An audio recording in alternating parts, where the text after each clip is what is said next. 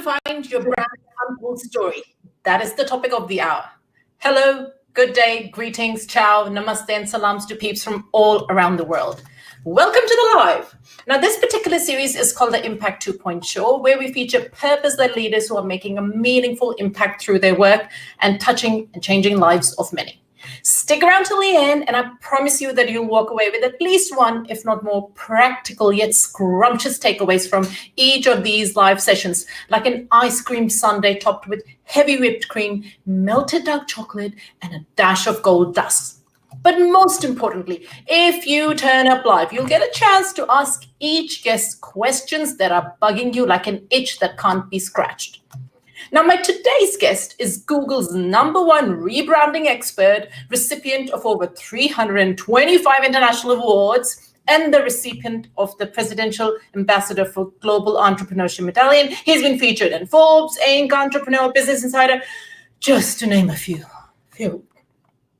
So will you please put your virtual hands together to welcome my fantabulous guest, David Brier. Hello, David. Hey, that's quite the introduction. That was something. I love that. Fantabulous ice cream sundaes. I mean, all kinds of wild stuff. Gold dust. I'm digging this. Well, I'm learning from you, David. You're the master of words and pictures and videos. You're the master of it all. Well, thank you very much. It's very, very kind. And hey, look, it's all a playground. I figure, it's kind of like this. It's like if you're going to have a party, right? Okay. Everyone's going to bring their various ingredients. Either that's going to be kind of like, and you do nothing with the ingredients, or you turn them into magic. So I like to treat everything like the raw ingredients for a delicious meal. And then it's my job to cook up a storm. So you're like, holy crap, when the hell can we come back for more? Yeah. Awesome. And that is exactly why we're here, to learn from you. Now, before we get into the spaghetti and bolognese of this conversation, we're going to start off the show with a quick fire round. Okay. Are you ready? Yep. Good. All right, let's go. If you could guest star in any TV show, what would it be and who would you play? A TV show. Ooh. Yeah. Do you Netflix? I would say I actually am a big fan of NCIS. Do you know NCIS? Yes. I would like to be a guest on that and be Jethro Gibbs's brother. It's like who just makes it. It's like you haven't called me in quite some time. So well. Awesome. Okay. When you were a kid, what did you want to be when you grew up? I wanted to be a famous drummer. Yeah. Oh, wow. It's a musician. Okay. Yeah. If you were an Olympic athlete, what would be your sport? I think pole vaulting. Oh, yeah? Yeah, I think that would be the idea of just that dance between getting to the right speed and managing the tension on the pole and the bend and getting that lift and bam, the perfect arch. And that's right. Eat that, everybody. Yeah. I think the lift is where you get your high. Yeah. All right. If you could read one book over and over for the rest of your life, what would it be?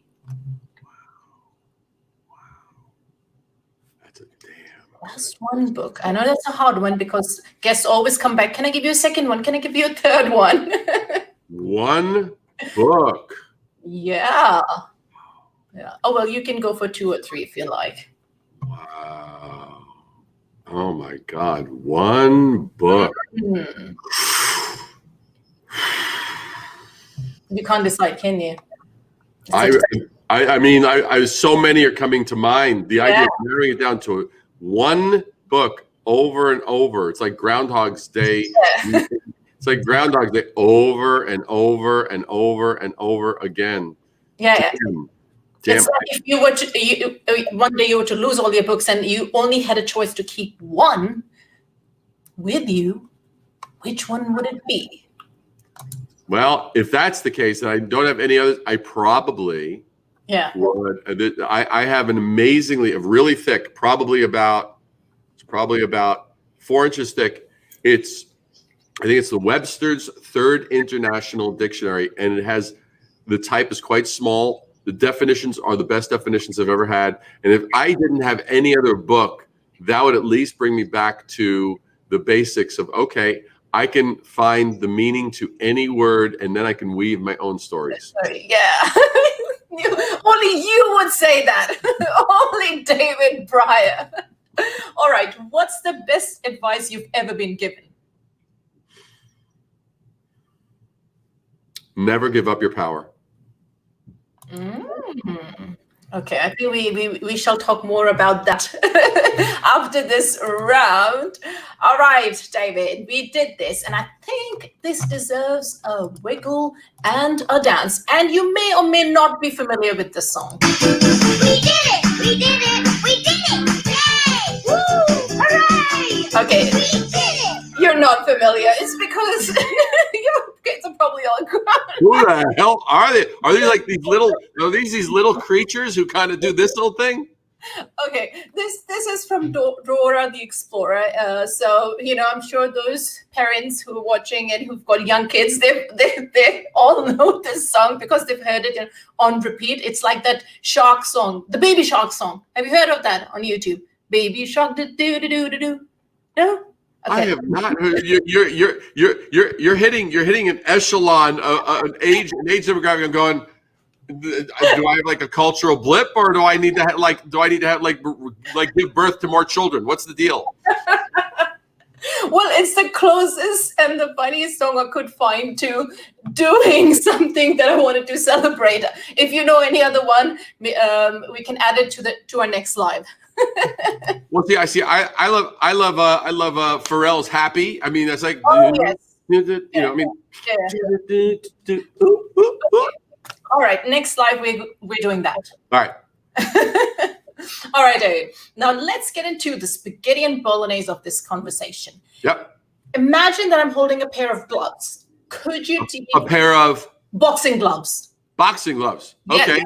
Now you feel lucky you want a piece of this? Yeah. That's it. Bring it on. All right. Now take these boxing gloves and smash for me, and not my face, please, but some kind of branding myth, a bogus strategy, a misconception, and set the record straight once and for all. Okay. Well, only one? Yes, please. Only one. Okay. So that just all you have to do is make a great product or service, and it will result in a corresponding amount of success. Okay. Yeah. Completely and utterly false, because every day of the week, every day, there are inferior products that outsell superior ones, and for reasons that defy what I just said. So, so there is no sort of like good karma rule that applies, because, oh, well, we've taken all this time and invested all this money and blood, sweat, and tears, and we have the battle scars, and we have the prison tattoos, and we have all the stuff that's proof that we actually, gave our heart and soul, and we have the divorced spouses. See, we've even even destroyed our lives, and we have children who we've estranged. See, don't we deserve this? No, you don't. and we are going to find out why right here. Yeah. On this live today. Now, a side note here, we are streaming to LinkedIn, Facebook, and YouTube simultaneously. If for some reason your LinkedIn stream plays up, which it can do sometimes, please, you can join us here on my YouTube channel, bit.ly/spreading ideas with Amber Khan, or you can, if you prefer on Facebook, you can join us there. All right, so David, let's get back into this fab chat with David. Yes. Before we go any further, for those, because I don't know anybody who doesn't know you, but let's still say there's some people who don't know you. Could you share with the viewers and listeners, why do you do what you do? Basically because of the fact that I have always been attracted to things that made me stop and go, ooh. And growing up in New York, that was art. and that was music, and that was something, some window display. It was being sort of in that wonderland of things and creativity. That was the stuff that stopped me. A great smell from someone cooking food in the street, right? So I mean, it could be anything. It could be a street performer. So things that someone took the time to make me go, holy crap, I never saw that before. I never thought that could be done. I didn't realize this was possible. You know, that little pivot where you go, oh my, and your world goes from wherever it was or wherever it was, whatever, that all of a sudden it goes, you're like, holy crap, there's more. And that always appealed to me. And so that's where, you know, it really was a matter of taking my skills as a creator, as an artist, as a designer, as someone who appreciated that, and then implementing that and using that for brands, not only for how they look, but also how they sound. What's that cadence, that thing that kind of just goes, ooh, that kind of has a groove to it. It has a move to it, it has a flow to it. That defies the status quo. Status quo is a death sentence. Status quo is, it's like, it's invisible to us because we see it every day. Yeah. And I've done that. And I've done that with even cities that I've branded. I come in as an outside pair of eyes. Yeah. And I see things and I'm like, wow, do you ever see that? And like, oh yeah, that's blah, blah, blah, blah, blah. I said, yeah, but what about that?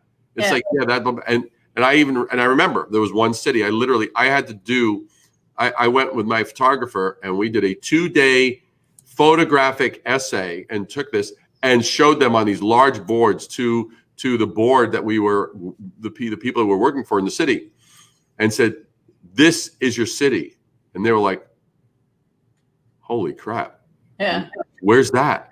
And where's that? And where's that? So all of a sudden it got them to see the things that they were blind to. And that happens in the majority of businesses. They are blind to what's amazing and oftentimes hiding in plain sight. Yeah, absolutely. That is so true. Probably true for my own business as well. Represent, peak community represent. I see a lot of comments there from Paul. Vivis is there. Amy is there. Kaleem is there. Hi, everyone. Hey, guys. Oh, there's, yep. Paul's all over it, man. Paul's a beast. He's in beast mode. Paul is. If Paul goes Italians rock, then we've got Amy from NYC. There you go. Awesome. There you go. I'm loving it. I'm loving it. They're actually dual screening right now because I think Simon's doing a live as well right now. I love it. Alrighty. All right. So let's start with my favorite question. Okay, David, this is my favorite question. Again, I'm sure you've been asked this a gazillion times, but a lot of us are still confused about this. Is there a difference between a business brand and a personal brand? And where do we start? It's hard enough to grow one. How do we grow two? And can one encompass it all? Help us all out here, please. All right. So first of all, the whole notion is a crock. Am I able to say like, yes. Are we PG or what? What are we? No. We're 15. All right. Very, very good. Okay. So it's a load of shit. It's a bullshit. Just as B2B and B2C is also bullshit, because the thing is that I understand why, but it's outdated. The thing is that because we deal with, it's like we are people. Yeah. Brands, we're always dealing with a person who's a decision maker. If a brand understands that its role is to open minds, open eyes, open hearts, then the rest comes. Then they will open their wallet, et cetera, et cetera. So the thing is so that's the first thing. So then coming back to the personal brand and business brand, again, that is a false division. Okay. If you understand this, branding, as I cover in this little bad boy right here, branding, there really wasn't one agreed upon definition of branding of the 10,000 plus books that exist on branding. Okay. Yeah. So I was like, and there was this theory, and there was this theory, and there was this cool, this ocean, and this mountain, and this sky, and this stratosphere, and this philosophy, and that all that kind of crap. And there's some good jewels in all of those things. but there wasn't a fundamental agreed upon thing. And if you understand this, it simplifies. It actually not only simplifies, it eliminates the question that you started with, which is this: branding is what? Branding is, 4 words, the art of differentiation. So we've got branding as the art of differentiation. So if we realize that branding as an action, as an activity, is in fact the art of differentiation, it doesn't matter whether we're differentiating an idea, differentiating a person, differentiating a product, differentiating a service, differentiating something that's invisible, in other words, yet to be discovered, like in a service business. It's like, what are you buying? You're buying me, or you're buying the person, your confidence in that person, right? And it's what they do to clearly not only be perceived in terms of value, but also in terms of actually how are they different? How are they not like all the rest? Because I'll tell you, we live in a world where there's a lot of amateur organizations, a lot of amateur products. I mean, it's like you order something and it sounds great and you get it, and I ordered something from Amazon. It's this cool thing. It sounded great. It is the lousiest piece of crap.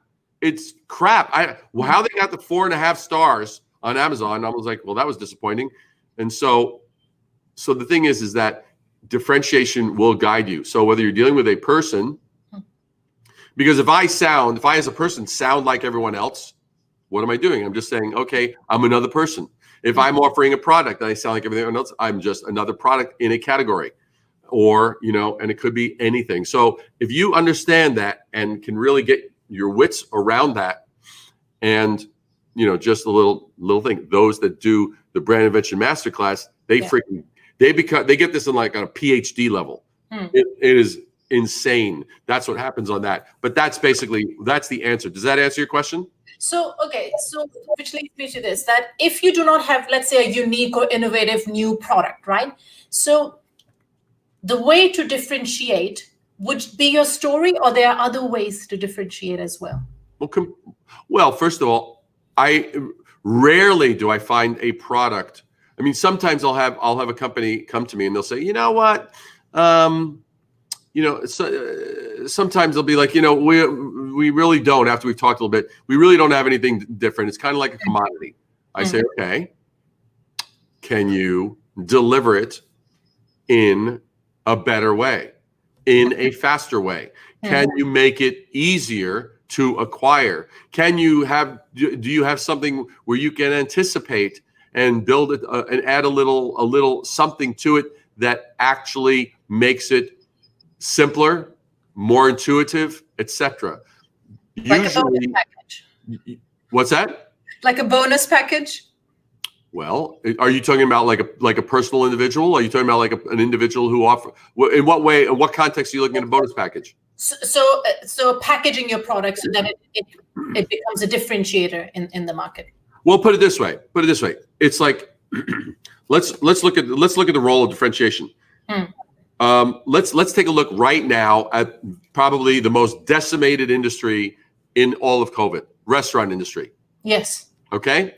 So now there were those who were kind of like, all right, we're going to keep doing what we're doing, and those folks closed their doors, right?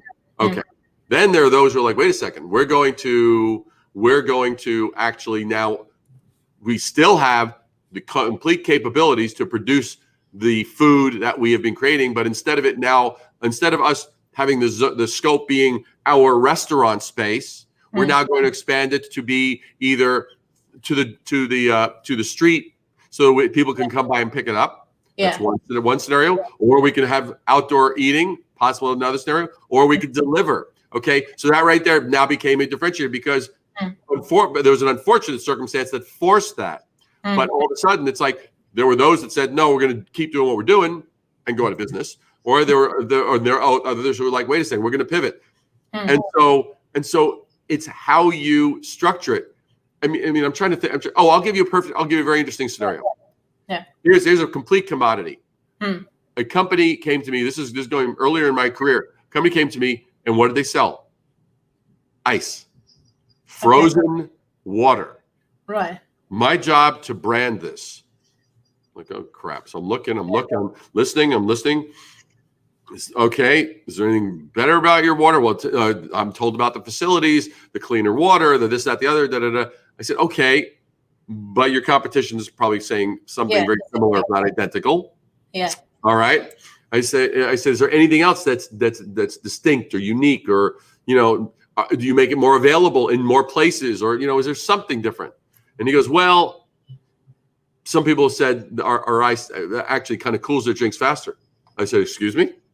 He says our ice, because of the shape of it, actually cools drinks faster. I said, I want you to go to an independent laboratory. Yeah. And I want you to actually take conventional ice and your ice. Comes back and he goes, our ice actually cools 33% faster. And I was like, why is that? And he said, the shape of it actually has more ice surface. And I was like, how freaking fascinating. So so we've taken a commodity which had like very little chance of having any differentiation. And now it's literally, it's like, and they ended up, because we named it ice rounds because of the shape, and cools 33% faster than conventional ice. Yeah. And people went nuts and they started asking it for it by name. There's an example. Yeah. So original research, that's another difference. You just mentioned. Well, you got to look. You have to look. If you haven't looked, trust me, that's what happens with my clients. I get them to look, and I challenge the lazy observation. I hate lazy observations. It's just let's just lazily observe, and even worse, let's lazily label this stuff. Oh, well, that's a blank, and that's a blank, and that's a blank. That's what I call stupidity, because that's lazy. That's lazy. That's a failure to look. You've got to look. Wow. Okay. The chat's going live. I think Paul says, when are you sending me a copy? When am I sending you a copy? Dude, when are you buying a copy? I've already done the hard work of putting the freaking thing together. I took almost 4 decades of stuff, put it in here. When am I giving you dude, when are you I have a better question. I want to know, Paul. Yeah. First of all, when are you buying your own copy, and when are you buying another copy for another person who you value and who looks up to you for leadership? That's my question for you, Paul. Oh yeah, he's called you out now, Paul. I want to see Paul's response on this one. All right, 𝐘𝐨𝐿 says, art of differentiation equals the art of not competing. Oh yes. Okay, we've got. Chris, and I want to answer. So Chris Winch says, could the other guys say that they last longer? Well, first of all, maybe they could have. I didn't now do an analysis of, let me look at all the different ice shapes and see if they can claim it. Because you know what? The bottom line is who owns it? Yeah. It is, you have to understand something. And this is what so many people get wrong. If you get nothing out of this, if you just get this one point, it will change how you actually handle business. I will, dude. Thank you, Paul. I know you will. You're a beast. So here's the thing. You've got to get this, that different is better than better. Okay. See, the question that Chris is asking is like, could the other guys, maybe they could. Maybe they could.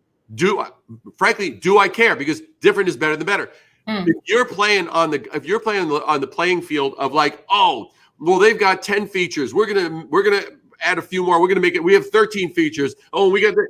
You're gonna try. If you're gonna try there's 2 races never to be part of. You never want to do the race to the top of basically, oh, well, we're this or we're that or we're this or that. That's just like that's feature bullshit. You're gonna lose on that one because everyone can always do that. That's the race to the top, which is crazy in terms of. So trust me, different is better than better. That's one. The other race you don't ever want to do is the race to the bottom, which is, oh, they'll do it for 10,000. Oh, we'll do it for 9,950. Oh, they'll do it, and that's the race to the bottom. If you get your differentiation really in the sweet spot that it can and needs to be, your value will come up correspondingly. It will reflect in your actual impact, your traction, your sales, and your relationships. But you've got to own it. It's got to be true as long as it connects to values. Values are timeless. Features are transient.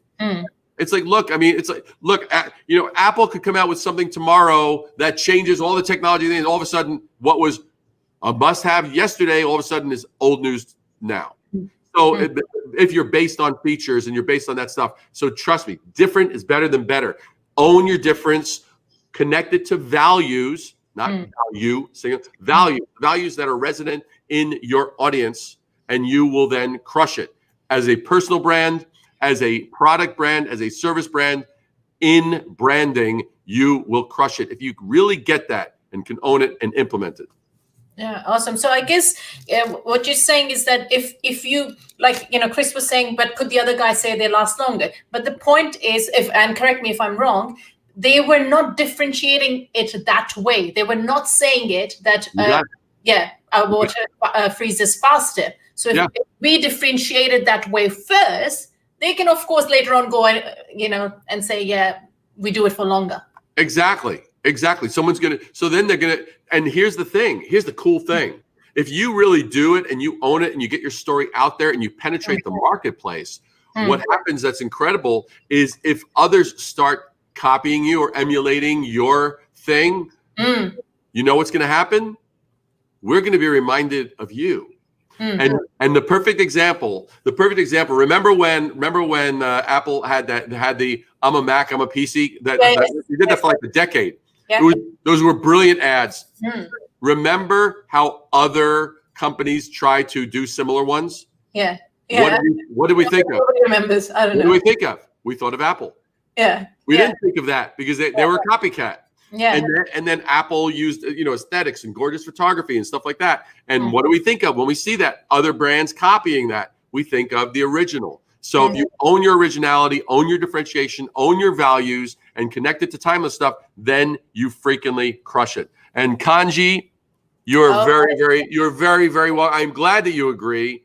And by the way, I agree with the fact that you agree. I just want that. Thank you, 𝐘𝐨𝐿. 𝐘𝐨𝐿 works with me. She is a superstar. Absolutely. Yeah, I can't do without 𝐘𝐨𝐿. Let's put it this way. I can't do without 𝐘𝐨𝐿 either. 𝐘𝐨𝐿, I cannot do without you. Thank you for joining, 𝐘𝐨𝐿. So yeah, because I know it's late night over there. All right. So I mean, I know, David, you've already mentioned some of these mistakes, but before we go into the brand, how to find your own brand story, can you share what mistakes to avoid when it comes to brand building and brand stories? I know you've already shared few, a couple of them, the differentiating factor and stuff, but let's say top 3. Know that your brand is not about yourself, but know that it's about those that you serve. Vitally important. Okay. Vitally important. And that translates into kind of like what I call like the 80-15 rule, which is kind of a, you know, I basically look at about 85-15. I look at a ratio of 85% of the time I am providing stuff that is of value. I'm giving. And only about 15% of the time do I actually ask in return. The 80-20 rule.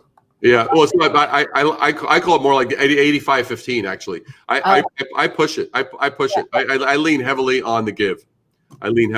That's vitally important because too few do. And if you authentically give, see, too many people screw up and they go, "Ooh, I'm going to give this," and there's always like it's like you're kind of like waiting. You're holding your breath. What are they going to ask? Because you know that their heart's not in it. So if you're giving, truly give. I mean, people detect when you're just going through the motions. That will kill you. That will kill your brand. So that's vitally important. Challenging your people. Colleen goes. Yeah. So I mean, that's one mistake. I mean, the other mistake I answered with regard to focusing, you know, thinking that it's all about, you know, that it's all like, oh, we created something amazing, therefore, blah, blah, blah, blah. You know, and I mean, another. Oh, here's a very, very powerful one. I've only talked about this a couple times, and it has to do with you never ever want to get into a place where you're stagnant. Okay. If you're stagnant, if you're not expanding, you're contracting. Factually, because why? because others are going to be expanding. Mm. So the thing you have to understand is that in business, growth is survival, okay? And in business, that means growing means expanding into new territory. Expanding into new territory means you're in a place you are unfamiliar with. You're going to make some mistakes. As long as you are attentive and are accountable, that's not a problem. So that aspect of making some mistakes and the accompanying risk that goes with growth, that's like inhaling and exhaling. It's like, so, well, I don't like to inhale. Well, eventually you're going to have to. It's like you, and then it's called breathing, right? So the thing is that there's an ebb and a flow with regard to this. But if you are growing and you are expanding, that means it's new territory. New territory means unfamiliar. And unfamiliar means, okay, I'm going to grow. We're going to, oh, that didn't work as well. Oh, that worked well. So you're going to learn what works. You're going to learn what doesn't work. And you simply have to be attentive and be on it. And then you can move at a very much faster rate. If you're accountable, you can move at a faster rate. If you're not accountable, if you're walking around, I'm entitled, and other people are to blame or other circumstances are to blame, first of all, you shouldn't be in business. That is the most bullshit, false. There's two epidemics that are going around on the planet. One we all know about. The other one is entitlement.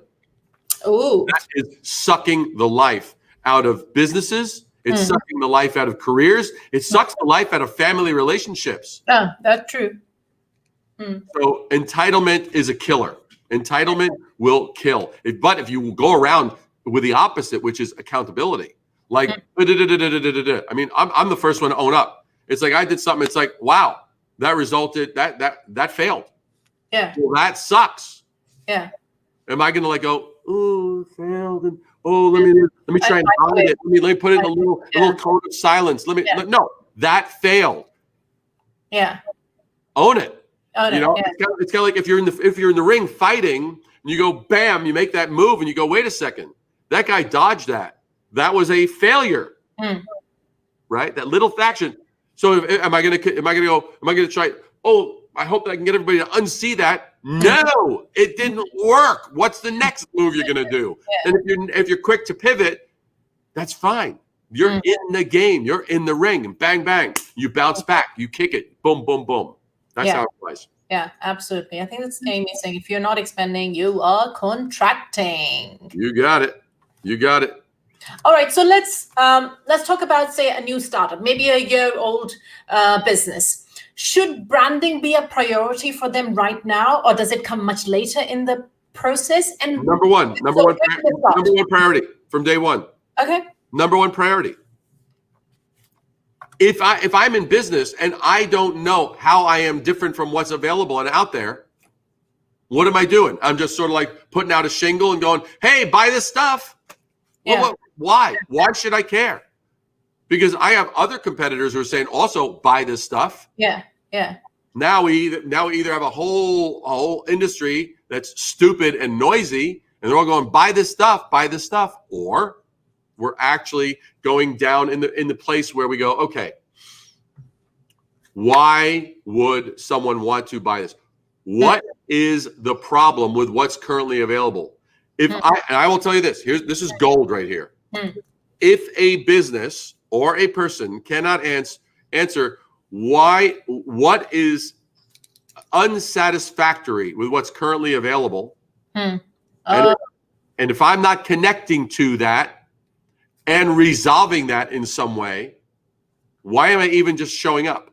Am I showing up to be another option, a better color, or am I actually showing up to actually do something better, smarter, etc.? So there has to be, obvious, because everything that you and I consider mainstream was at one time an innovation. Yeah. Yes. Right? Absolutely. Everything from lights to computers to my Yeti microphone to this freaking alkalized water that I'm drinking to this amazing book to did I show that? Did I show that?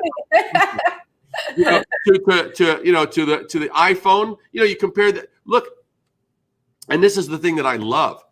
I love that Apple, I mean, and this is what Steve Jobs, his thing was, okay, now that we've developed the first iPad, he immediately was like, good. What's the second iPad going to look like? What's the third iPad going to look like? Already ready to basically make obsolete. You need to be your own worst competition. You have to be your own worst competition. Every day, probably 20 times a day, am I doing as good as I could be doing? Am I doing as good as I could be doing? Can this be better? Can this be better? If you just operate on, can this be better? Put that on your freaking wall. Can this be better? And good. And if it can, do it. Because if you don't, someone else will. You will be old news. If you don't own that level of competition, if you are not ready to outperform your previous best, your days are numbered. Yeah, absolutely. Chris says others need to learn from the failures as well as, so you should always talk about it. Yeah. Absolutely. Yeah. Absolutely. That's the only way we all can learn from each other. So, David, by the way, I love that. So, Amber, I love it. So, this is like I've been called into the police force. So we have a dead body and your fingerprints are all over it. So, all right. Well, I think this is because I watch too many crime scene investigation dramas, and I read too many crime novels. That's why. There you go. Kaleem asks, "Can this be better?" I'm not sure what it is referring to. That's referring to what I was saying. Can this be better? Putting that on your wall. Can this be better? Logan, yes. Yeah. Be That's better. the thing. You're always, it's like, can what I am doing right now be better? Can this be better? Can this be done better? Can it be presented better? Can it be made better? Can it be, blah, blah, blah, blah. I mean, just look at the companies that don't cut corners.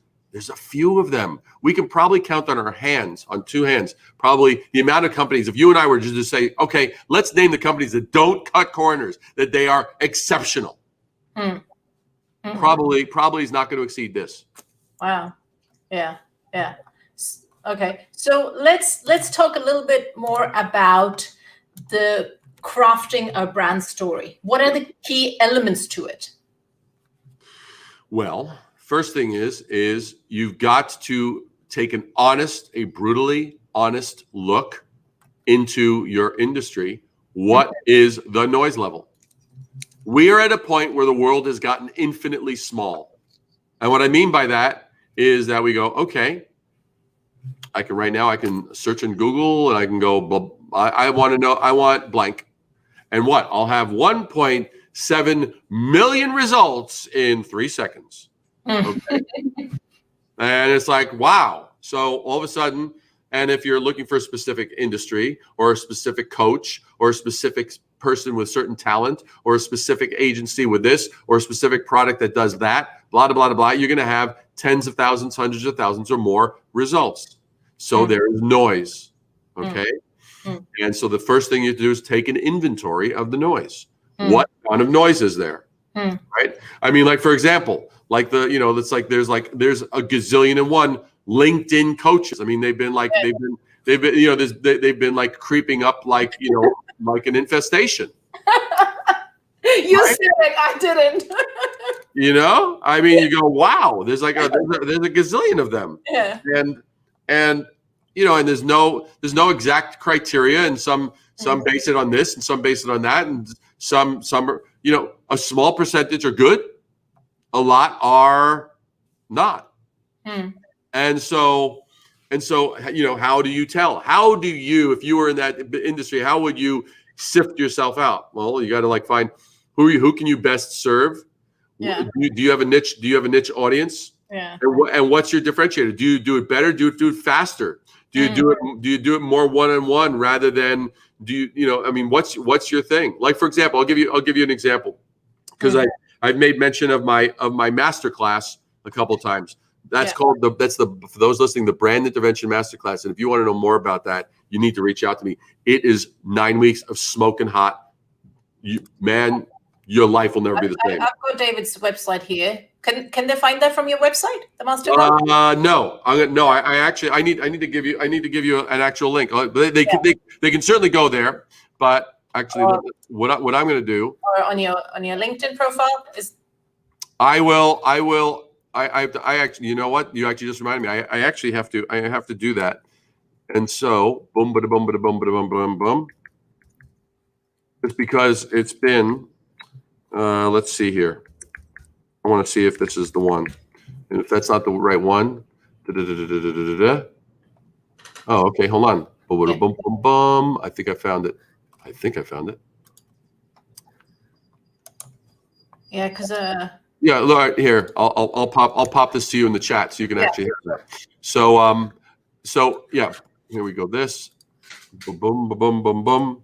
But for example, like one of the things that I made a point of with regards to the masterclass, I said the problem that I found with the existing ones. See, like now look at how I've structured this. Yeah. I looked at the existing ones. The problem I found is that they ignored the most important part of a program. They made it all about them and their knowledge and their tools and their formulas and their templates and their stuff. And they ignored the most important part, you. So that's one thing. Another thing is that they want to do these upsells and they tend to make it so that you're consistently dependent upon them. Mine is completely different. Mine is based on actually making you independent so that you're not so you can think like David, but you can think like yourself. You see, I'm differentiating. So I looked at what was, you have to look at the noise, and they're making all these short-term promises and all these little tricks. And I don't offer tricks. You don't need more tricks. You need understanding. Why does it work? So I don't build it on giving you a bunch of little hacks to copy. I actually instead give you the actual rationale so you know why it works when it works and why it doesn't work when it doesn't work. So you need to first assess for yourself, why is this work? What's the noise level? And here's the trick. What are all the common overlapping cliches that people are hearing and that's contributing to all that noise? And then amongst that, you need to find your differentiator. That was freaking pure, freaking 24 karat right there. Yeah. So no.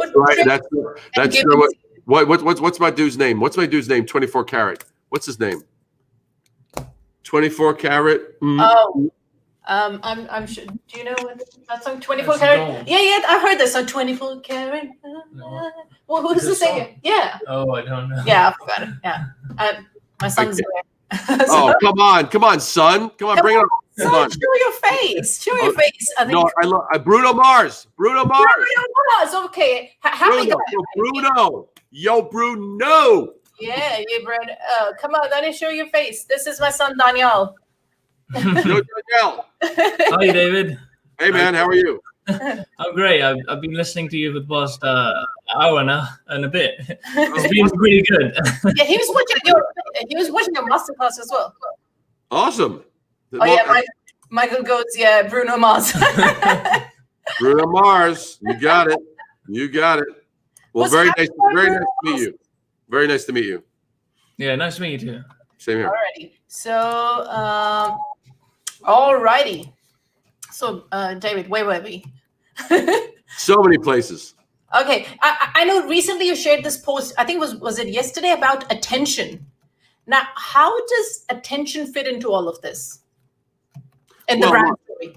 Well, look, every product, every brand, what are they doing? They're actually trying to get your attention. They're trying to, whether it's interrupting, whether it's a YouTube pre-roll, whether it's a message, whether it's ads on Instagram, whether it's ads on Twitter, whether it's just or LinkedIn, every place, all these different places, emails, TV, on podcasts, etc.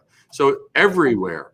So the thing is we're asking people to pay attention, but the bottom line is what I basically said in that post was this: if you haven't done the due diligence and shown the respect to your audience of paying attention to them first, then where do you do not have the right to ask for them to pay attention to you. And And there's something even more subtle than that. If you go to someone, we've all been, and everyone's had this experience. We've all gone into a room with, let's say, a senior person, could be the CEO, could be a VP, blah, blah, blah. Now, one type of person, it's like you feel small in their presence. They don't really pay too much attention to you. You're not particularly, considered valuable or important, and you feel that person. First of all, I don't care. And some of those people, it looks like they've got a lot of money. They are the most miserable and despicable people because it's a very selfish, narcissistic way of being. And that they don't give anyone any attention, any recognition, or anything. And they will not go very far. And the only time they'll come to you is when they need something. And then they'll maybe give you a little bit of attention. I cut people like that off because that's like, excuse me. It's like, I'm sorry, dude, but like, like when you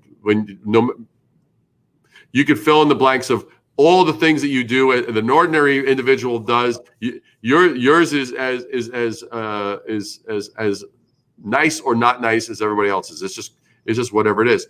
Yeah. But then you go into another person who actually takes the time to recognize you, asks how you are. They pay attention to you. You're engaged. So the same thing happens to brands, right? A brand that fails to pay attention to you, the things that you value as a person in your capacity, if they fail to pay attention, why are you going to care about that brand? You're not. So the greatest leaders pay attention. The greatest speakers pay attention. The greatest artists pay attention. The greatest writers, the greatest actors, the greatest performers, the greatest leaders, entrepreneurs, etc. They pay attention. And you look at someone like Gary Vaynerchuk. It's like, look, independent of the style, some people find his style a little too raw. That's fine. Other people are like, they don't mind it. But what he's doing is he actually does give a damn. He does pay attention. He actually pays attention. He will listen to you and he will engage. Why was Martin Luther King's speech so riveting and important? Because he spoke from the heart and paid attention to what was happening in the world. So you pay attention first, and then you will get the attention back. And that applies to brands. It applies to everything. So basically, listen first. Listen for those sound bites before you start asking for things in return. Well, but it's not only before you start. It's like, be authentically interested. Too many people. I've seen too many people misuse that where they go. You know what? I'm going to go on this sales call and I'm going to be a good salesperson, quote unquote. I'm going to listen to the person. And then after I've listened to them enough for a while, and I've asked them how their kids and their wife is for a while, I've done that enough so that I can now give them my pitch. That is not what I'm talking about. I'm talking about, first of all, that's small talk. You give a damn. Yeah. If you don't care, if you don't come from a place of caring, you don't come from a place of heart, and you don't come from a place of genuine interest, then what the hell are you doing there in the first place? I mean, and that's why we know that, as Google's research would state, that we need so many touches. A brand now needs up from 12 to 20 touches before anybody ends up doing business with them. So that's what those touches are. I guess. You pay attention to your buyers, to your customers before you proceed with anything else, be it even a sales call. That's like, bam, going straight for it. Yeah.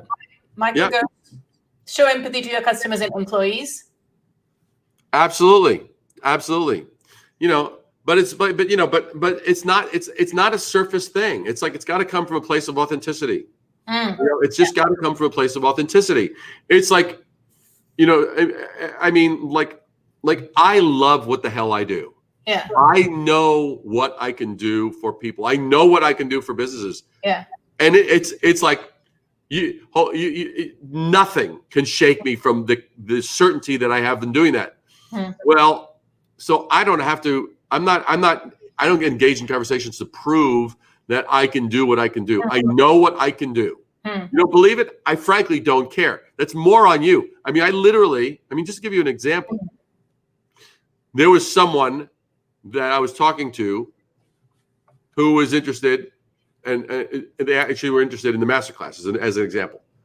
And I was talking to them and speaking to this person, and I'm saying, dude, you're saying you have the best. I don't want to throw this person on the bus. So I'll just say they have the best blank in their industry. And he gives me the statistics, and I'm like, well, that's incredible. I said, so how come these other brands are like absolutely overshadowing you and eclipsing you? Well, they have deeper dollars. I said, well, how much time are you putting into actually this? The amount of time was like he has like two gigs. This is obviously a side hustle. 3 hours a week. Okay. 3 hours a week, not 3 hours a day. 3 hours a week. So non-committed. I'm like, dude, first of all, you got to do this, and you got to do this, you got to do this. And I'm saying, and this is before I even determine whether or not he's even a candidate. I'm saying, you need to do this. And he goes, well, yeah, but blah, blah, blah, blah, blah, blah, blah, blah, blah. I said, okay, but if I were in your shoes, I would do blah, blah, blah, blah, blah, blah, blah, which you can do. Yeah, that's true. Yeah, but. And I'm like, and after that, I then texted him afterward, and I said, dude, because I care, right? I said, I don't really consider this program is actually going to be helpful for you at this time. And so I'm not even going to accept you into the program. And why did I do that? I did it for two reasons. One is I knew he wasn't really in it to win it. He was in it. He was more in love with his excuses than he was actually in love with, does he have a burning fire to win, to crush it? Are you willing? What the hell are you willing to do to crush it? If you don't have that fire, then don't try and put a tool in place of yourself. You have to show up, number one. Then on top of that, you can add tools. If you are not there as number one, you cannot add tools on top. Yeah. Because then the tools are the master and you're a freaking puppet. I refuse to ever have anyone, a client that's paying me for an entire project, or anyone that I'm helping in any capacity, because if you are looking for me to do the heavy lifting and you're not willing to do it, that's wrong. That's I am unwilling to have someone be a slave or be a puppet to what I say. Own it. I can help you if you own it. If you own it. Yeah. And so that's the stuff. So the key takeaway for me is to show up consistently and authentically. That's complete. What I'm getting from you. Well, complete. And here was one other point. Here was the one other thing that I didn't say to this person. Why did I also reject this person? Because I was protecting the class. Yeah. That person would have been a vampire. They would have sucked the life out of the group because masterclass not only is the class and not only the group, but every Saturday morning we have these amazing Zoom calls and everybody becomes like brethren. We're like we're in there, we're fighting, we're kicking ass, and it is real and it is raw and it is powerful. And that person, I'm going to go, is this person going to just suck the life? So I did it to protect the group. So if you're in it and you're looking at all the different sides, you got to go, what's your level of ownership and how accountable? I was willing to be accountable. The success of the masterclass is on me. I will deliver the goods, but that means I have to protect who gets in there. So yeah, absolutely. I think Chris has said his goodbyes. Chris, well, I wish you could stay longer too, but I'm glad you enjoyed the session. Thank you for participating. I love it, man. I do have a question from a community member, Simon Headley. He wanted me to ask you this. What actually matters when designing a new brand these days? So I guess he's maybe talking about post-COVID time. Ask me the question again, the full question. What actually matters when designing a new brand? Okay. Well, I'm taking the word designing as like visual. I'm guessing. Yeah, that's what I thought as well. Yeah. Okay. So the thing is well, the same things that go into the brand story. In other words, like let me lay this out. So yes, first one actually checks and does an inventory and looks at the noise and all this kind of stuff, and then you find your differentiator. Then you can, from that, you can actually develop your brand story. 1, 2, bam, bam. Those two interlock, boom, like this. Then what happens is I do the same. I do now a visual audit. What's the noise visually, right? Mm-hmm. Because most industries have a look. They have a look. What's that? It's like it looks like an app, or it looks like the health industry, or it looks like a restaurant. And it's like okay, or like no, you can get even more micro. You can go, oh, that looks like a pizzeria joint. What does a pizzeria joint look like, other than the factor that from all the crap that we've seen, that we now see, oh, they all have red and green, and they have a this, and normally a guy with a freaking little chef's hat. You have all that crap. So that's a stereotypical cliche. Cliches will kill your brand. Okay. Cliches will kill, whether it's business or otherwise. So the thing is so I look at it and I go, okay, good. If everyone's doing that, how am I now going to amplify the differentiator that we've identified earlier? How am I going to amplify it? And then visually, right? So it's kind of like, it's just pumping it up even more. So that way it's like, it's unmistakable, right? Differentiation is your power. So differentiation is your power. Yeah. So first find the differentiator, and then we work on amplifying that differentiator. Yep. Awesome. Well, hopefully, Simon, you got your answer there. David, I've got so many questions for you, but like we are running out of time, and I respect your time. So you know what?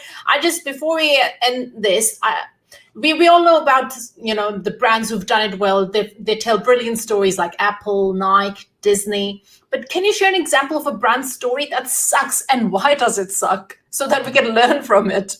Oh, totally. Well, so like, for example, a great one. Toys R Us. Why the hell did they go bankrupt? Oh, yes. You freaking stupid morons. And Blockbuster, you're equally stupid. I mean, Blockbuster could have bought Netflix, but here's the thing, and I'm going to use the Blockbuster one because this is a vitally, if you're just tuning in now, you are so freaking lucky. Buy a lottery ticket, okay? Buy a lottery ticket today. That's how lucky you are. So here's the interesting thing with Blockbuster, right? What was the difference? Why did Blockbuster go into a demise, and why did Netflix rise? Okay, let's look at it. Blockbuster was married to what? They were married to the wrong freaking thing. They were married to their solution. And what was their solution?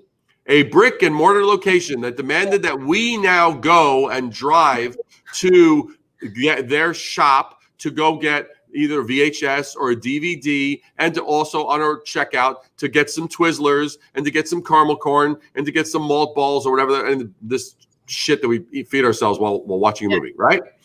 So the thing is so that's what they were married to, and they refused to move and pivot from that. Netflix, on the other hand, they started out as DVD by mail. So they started out. Netflix isn't what it is today. But yeah, Netflix, I didn't know that actually. Yeah, Netflix. It was DVD by mail. You bang. You like this? Good. You watch it. You return it, and then it rotates. So you had the convenience of getting it at home. But the thing is Netflix was married to the right thing. They were married to not their business model. Yeah. Which is where Blockbuster screwed up. They were married to what? Entertainment. Yeah. Entertainment, which is timeless. Remember I talked earlier about timeless. Yeah. Versus transient. A brick and mortar location is a transient solution. That may or may not work. Yeah. It may, whatever. Okay. They didn't even have drive-through. That have been easier. But the thing is, and then you had that red. What was it? You had the red box one. That was another thing. But independent of that, who and what was the entertainment? Where is it residing with regard to Netflix? Entertainment that you and me wanted to see. Yeah. So now, if they're connected and married to what we love and like, they pivoted and went, "Ooh, we can actually now, actually distribute it or actually stream it." Yeah. Oh, but they didn't stop there. Streaming it made it much easier. They made it convenient. So wherever we had a device to be able to enjoy it, we could enjoy it. But they made it even more. They are, in fact, the #1 producer of original content over Disney and anybody else in the world. All right. So the thing is, they went from DVD by mail to no, that's not as convenient as easy. People want their entertainment faster, easier, digital distribution. Then it gets into not only that, let's create more and actually contribute to the kind of entertainment that's available. And that's why they went like this, because Blockbuster was married to the wrong thing. They were married to their solution. Netflix was married to our desire as consumers. That's the difference. The best brands of any sort, business, consumer, personal, will be married to the thing that we are seeking. When I'm talking, I'm not talking about the stuff that I do necessarily. I'm talking to the stuff that you care about. I'm talking to the stuff that your listeners care about as creators, as authors, as business people, as entrepreneurs. And that is the stuff that is absolutely vital. Okay, this is gold. Be married to your customer's desire and not the solution. And not our own solution. Not our own solution. Versus our own solution. Yeah. All right. This is going up on my wall. All right. I love it. I hope your son is like, that he bought paint before this thing. He's like, you're going to turn and go, honey, you're doing some painting on the walls, painting some big words. You know? Yes, yeah. So that they're permanently visible. Permanently visible. Yeah. Or you could use like glow in the dark paint. So during the day it's invisible, and at night it shimmers. That would be awesome. You're just giving all of them ideas now. I love that. I want to see what it looks like at night. I think it's gonna be awesome. I'll be sure to send you the pictures once it's all done. All right, folks. Now remember that you can access the bite-sized takeaways of these conversations on my YouTube channel here, bit.ly/Spreading Ideas with Amber Khan. And please don't forget to subscribe and hit the bell icon so that you can be notified when we go live next. Now, David. Now, Amber. There you go. It's like what? I have an alibi. I wasn't there. Okay. I have to ask you this because you know what? I just came across this yesterday. I watched this video of yours with Emma the mom, and apparently I missed out on all this LinkedIn party because I joined the party, the LinkedIn party much. Oh, you hadn't seen it? No, I had not. So I just saw it yesterday. That's hysterical. Yeah. So I want to know. I mean, what was the deal behind that? What was the strategy behind that, and what happened as a result of it? Well, you see, Ahmed had done a video previously with Corey Warfield and Rob House and Joe Applebaum, and he'd done one prior to that, and I had seen it, and Ahmed blew me away. Ahmed was like, "Holy crap! This guy has some freaking serious chops, great timing." And it's like he was like, you had it, he had the whole thing, boom, boom, boom, boom. And I was like, and the thing is, like I said, I was a drummer. I was a drummer in my teens. I love rhythm. I love music. I have a very large music collection. So I said, Ahmed, I do beatboxing. I think we can do something amazing here. So I gave him this video. I was like.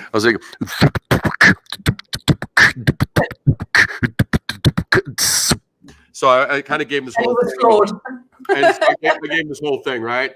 And he was like, "Holy shit, Brier beatbox." He didn't know if he first thought I was joking. He thought I was like go pulling a prank, and I was like, no. So I ended up basically going, okay, and he looked at it and he was like, And so we opened this Pandora's box because he's a perfectionist. I'm a perfectionist. And I had to get someone else involved because the editing of that The editing of that video, because part of it was I kept on looking at how do we make it better, how do we make it better, how do we make it the same thing we talked about earlier. How do we make it better? How do we make it better? How do we make it better? And we're looking at the lyrics, we're looking at this, and I started reaching out to some of my people. He started reaching out to some people, say, hey, what can we do to get people like, hey, right, to get a hey from people. Yeah. And so I said, let's do that to really make it a community event. And so we ended up having nearly 200,000 views on LinkedIn. It was insane, and people loved it. And and I'm a firm believer in the fact that you got to shake things up. You got to. You can't be predictable. If people can see what you're going to do next, if they already see you coming, then you're already in a rut, right? So you've got to it's like if I don't have that element of surprise as part of my brand, I'm failing. That's my own personal standard, and I find that to be very true for other brands as well. And so, not all of us are like you, David. You say you can't be predictable. You have a brain which works in a very different way. But I'm going to challenge you on that. I'm going to challenge you on that. I would say people. I'm a firm believer that people are more capable than they give themselves credit for. I think that they're more inventive. They might be more geeky. They might be more nerdy. They might be more conservative. But if you're going to do whatever you're going to do, no matter how you're going to do it awesomely. I mean, you could be the most hardcore and say, hi, I'm a really boring, hardcore traditionalist. Yeah. And if you freaking own it, you could be the most engaging and persuasive and awesome freaking hardcore traditionalist there ever was. I mean, have a bow tie that's the most perfectly coiffed bow tie and the whole deal. I mean, just so I firmly believe that anything can be converted into something rather spectacular, and I've yet to run across something that I wasn't able to make spectacular in doing this for 40 years. So, but can anyone turn it into spectacular? Look. I would say yes, unless like that person that I was referring to, where it's like if they're more in love with their excuses, then they won't be able to. It's like, fine, there's the door. It's like don't waste my time. So that's one thing. But I would say they might need to tap into others.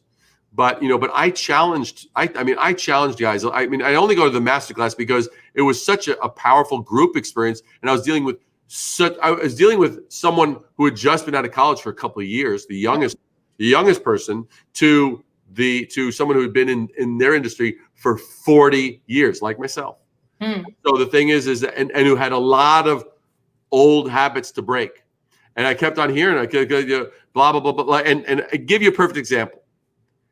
This person, when I was first interviewing them, see, are you a candidate? They say, well, David, we're really old. I said, kiss my ass, old. I said, Yoda was old. He was 900 years old, and look at the shit that he could do. Okay, so you're telling me that you're old compared to him? You're a freaking infant. So don't give me the shit that you're old. So this person's laughing their asses off because they were like, they were looking through their lens. I'm like, if your lens isn't serving you, give it up. If your lens is not serving you, because to me, if you are a professional, if you are a business, if you are offering something of true value, it is the most selfish thing in the world to undersell it. It's the most selfish thing in the world to underrepresent it. It is the most selfish thing in the world to not be all in and have the conviction to say, you know what? I am the greatest. I mean, Muhammad Ali, I am the greatest. And everyone loved hearing that. Michael Jordan, he was like, it's like, I am the best basketball player there ever was, right? It's like, it's ownership. It's not bravado. And it's just kind of going, and you know what? I mean, hell, if I didn't have a great personality, and I was kind of like, if I was someone who was like, I don't have a really good personality, I'm going, okay. So I would say, you know what? I don't have the greatest personality, but man, when it comes to solving your XYZ, I am in beast mode and will smoke the freaking shit out of the competition. You could do that. You know what I'm saying? So it's like the idea that someone is like, it's like, look, that's on them. That's at the point to say, that's on you. You are underselling yourself. You've sold yourself on how much you aren't worthy of boldly having the conviction to own your greatness in the world. And if you are not owning your greatness in the world, that is on you. Yeah. So self-belief. Well, I put it as conviction. I like the word conviction because it's like only because I've seen and heard the word belief used in a way that it's like believe in yourself, where it's like it's kind of like, well, it's like I'm not looking at sugarcoating something that's untrue. That to me is where I've seen belief go down that road. I've seen people say, well, believe in yourself, it'll come true. I'm not going down affirmation lane. It's like, look, are you a badass? Yes or no? I'll oftentimes ask somebody that. So there's no middle road. Yes or no? Yes or no? Yeah, so, well, I'm kind of a badass. No. There's no kind of a badass. There's no kind of pregnant. Okay, are you pregnant? Yes or no? Let's look at the test results. Yes or no? Right? There's no middle road, folks. There's no middle ground. You're kind of pregnant. What the hell's kind of pregnant look like? I'm waiting for the test results. I think that's kind of pregnant. Yeah, exactly. Alrighty. It is now that time of the interview for us. And you may be thinking, what? Is it gossip time or share the fun pickup lines time or tell an embarrassing joke time? Unfortunately, we are not that type of a show. Well, not yet anyway. Okay. But what it is time for is the 48-hour challenge time. So David, this is where I'm going to ask you to share what is that one thing, just the one thing that our viewers and listeners can implement in the next 48 hours that doesn't cost an arm and a leg or requires a large team to execute it. Fabulous. Okay, super simple. You ready? This is simple but powerful as hell. I challenge everyone listening to this right now. I challenge them to do this. I want them to look at an average day, take inventory of an average day, and go, okay, about how many people do I normally interact with? Like, and I'm not talking about, oh, well, I do a post on social media, and so that's like, and that gets 5,000 views, so I interact with 5,000. I'm not talking about that. I'm talking about people you actually interact with, people you text, people you email, people you speak with, people you Zoom, etc.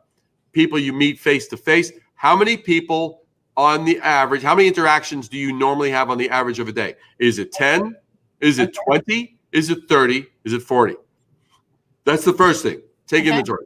Second thing is, I want you to now look at that on the average. How many of those are digital versus personal? In other words, digital is texting, digital is email, digital is any other form of, WhatsApp, blah, blah, or whatever. That's digital versus personal. Personal is speaking to them on the phone, speaking to them in person, speaking to them on Zoom. Okay? And I look at that, and I want you to now double. So let's say you go, you know what? Every day on the average, I interact with 20 people, and 17 of those interactions are digital, and 3 of them are personal. Good. I want you to minimally double the amount of personal.